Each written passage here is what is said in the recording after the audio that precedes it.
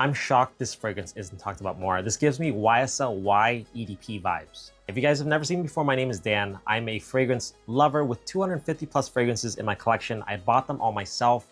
No PR packages. I just have a very poor impulse control and honestly, an unhealthy addiction.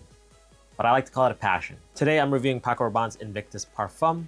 I'll give you 3 talking points. The first one being the notes and how it wears, the performance, its projection, longevity, ideal occasions, and lastly, general product information such as boxing, packaging, the bottle, atomizer. Now, what does it wear like? Aquatic, soapy, and woody fragrance, but that's pretty vague. First time you use it, it's gonna be very sweet, almost bubblegum sweet, especially if you get it right out of the packaging. But after a few usages and a few weeks later, that sweetness is very subtle. However, some people still find it synthetic because marine accords can come off that way. So if you don't like marine accords, this might not be for you. And it also comes off sour to me because of that violet leaf instead of Play-Doh-y. The lavender isn't as prominent as other fragrances. You still get that almost chafeness of it, which kind of adds to the soap effect.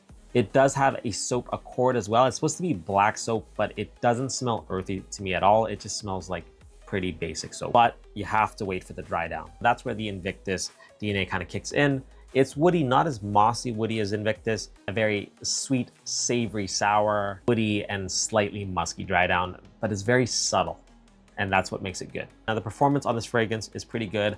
On average, I get about 7 hours and more than 6 feet of projection. People around me are able to smell me. I honestly find it is a great gym fragrance, but also a great date night fragrance too. Women just seem to love that Invictus DNA. They're huge compliment getters. Now, I'm a huge advocate of wearing whatever fragrance you want in whatever season you want, but certain ones I choose not to wear in winter, ones with salt accords. It's similar to chewing gum and then taking a breath of fresh air in. It stings your nostrils. That's been my experience with salt note fragrances. Now, lastly, the product information. In terms of the packaging, the box is very similar to the OG. So just be aware, it should say Parfum here. And then the bottle itself, the atomizer kind of sucks. Not great. Not the worst, not a squirter or anything like that, but not great. Final notes on the fragrance. I'm surprised this one isn't more popular. It's very similar to a very popular discontinued Invictus, Invictus Legend. Some people love enough to actually pay $500 on eBay for. And it gives me YSL Y EDP vibes. It's kind of just an easy, dumb reach fragrance, perfect for those who don't like show-offy colognes, if that makes sense. Find myself reaching for this fragrance all the time. Anyways, if you like fragrances, you're into fragrances, and you're not following me yet, thanks for watching, guys. Remember to be base, and I will see you in the next one.